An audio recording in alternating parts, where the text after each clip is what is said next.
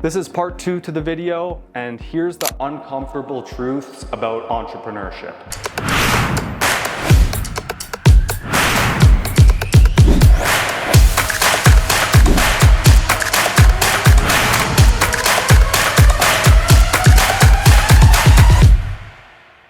Business is incredibly lonely because the reality is that there's only 3% of the population runs a business. And a stat that I heard yesterday was, out of that 3% of people who own a business, how many people do you think actually employ more than 10 people? Do you have the answer? Well, the answer is 6.9%. So there's 3% of the population owns a business, 6.9% of the 3% employ more than 10 people. So you can see where there's a big gap. Not that many people are willing to take the risk, the responsibility, and the work that's involved to create a successful company and employ many people. Because like we said, people are the most unpredictable. Everything else is pretty predictable.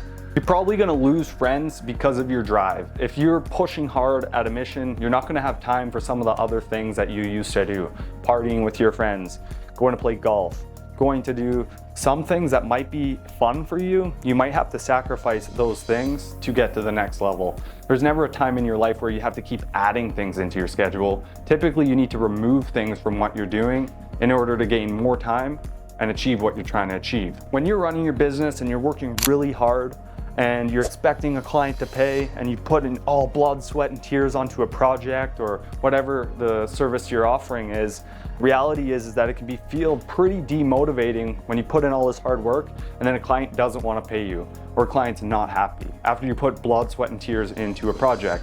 And that's just the reality. You have to be able to solve problems and make sure you make people happy. So when the money doesn't show up, you might question your worth, but this is the exact moment when you have to keep pushing, because you can never rely just on one project, one customer.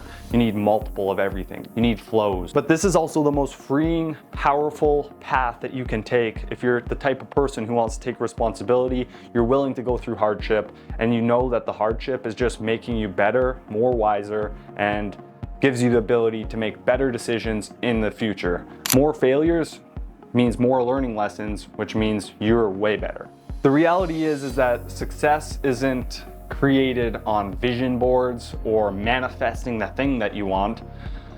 Your dream is on the other side of skipping those weekend plans that you want to attend, having a packed calendar, making Google Docs about what you're gonna do, making sheets to understand if your numbers work out. And if that's true, then you'll be successful, but you have to be willing to give something up. Part 3 to this video is what I wish I knew when I started. When I first started, I was 18 years old and I didn't know anything, to be honest. I'm really good at it on a computer, but the reality is when you're starting your business, you're gonna think you know so much, but you don't know what you don't know. And the things you know typically don't give you any problems. It's the things that you don't know or you don't expect, those things will create massive problems for you. Because if you don't know about the thing that's going to create the problem, you're not prepared for the problem, you don't have the resources for it, and so those are the moments when you really need to keep pushing. There's been so many times online gurus have misled me. The reason why is because I come from a small place in Canada, and the reality is that not many people think huge. There's not that many massive business owners who are pushing big momentum and really trying to make impact. There is definitely lots, but there's not that many. And the reality is that all these coaches and gurus want to sell you their next course and program. And what I wish I knew sooner was not everybody has your best interest in mind. Gurus, they don't actually care about you, they just want your money. So if you're going to purchase something from a guru, make sure you are doing it for the right reasons, because they actually have the info, you believe it's going to motivate you, or there's some sort of reason beyond it. But don't go spending hundreds of thousands of dollars on gurus when the reality is you can just pick up a book for $30 and you could buy 100 of them. And what's that going to cost you? 100 times 30? Nothing. Cheap. Way cheaper than hiring gurus. Make sure you have the right network that's willing to help you and just doesn't want your money. You want people genuinely interested, invested on your success, so that they're not affected whether you're successful or not, but that if you have a good enough relationship that they'll help you, so that when you have problems, you can get really good advice. Here's the reality. Get advice from people who are already in business. The first thing you could do when you're going to start a business is just pick up the phone and start dialing, because they don't know you and it's the best way to get your name out there. It's something that's just a one-on-one activity, but in life, relationships are the most important. You'd be surprised that you meet that one contact that changes everything in your life. Could be just based on a phone call. They don't know you, you don't know them, but you were interested in learning, you had questions, and somebody else was willing to reciprocate.